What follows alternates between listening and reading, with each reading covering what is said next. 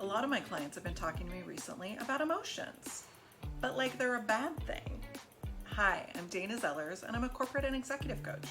And today I wanted to give you a few tips on dealing with emotions. Tip 1, feel the feels. Emotions are not something that will go away if we repress them or don't think about them. In fact, we hold on to them longer if we don't process that. So really give yourself time and space to feel what you're feeling. And think about why you're feeling that. So if you're angry or upset, what is it about this situation that's making you angry or upset? Sometimes it can help to journal. Sometimes it can help to have an imaginary conversation out loud. But think about it and don't be afraid to really go there. Tip 2, don't necessarily act on the feels. So when we have emotions, particularly negative ones, our lens of focus tends to narrow. So it's not that what we're seeing is wrong, it's just usually only part of the picture, part of what we're feeling, part of what's really happening.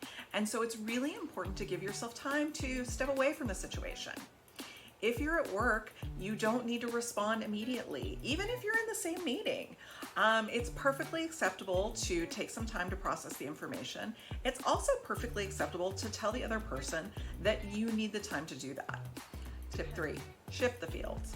So we do have a certain amount of control over our emotions. Once we've taken the time to really think about them and process them, start thinking about, if it's a negative thing that's happening, how you've probably gotten through circumstances like this before.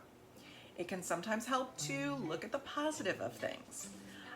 It can sometimes help to just shift really what you're feeling through either music or dancing or getting out in nature, or even something as simple as smiling will start to make you feel better about a situation. Having emotions at work is not a bad thing, but it can be complicated.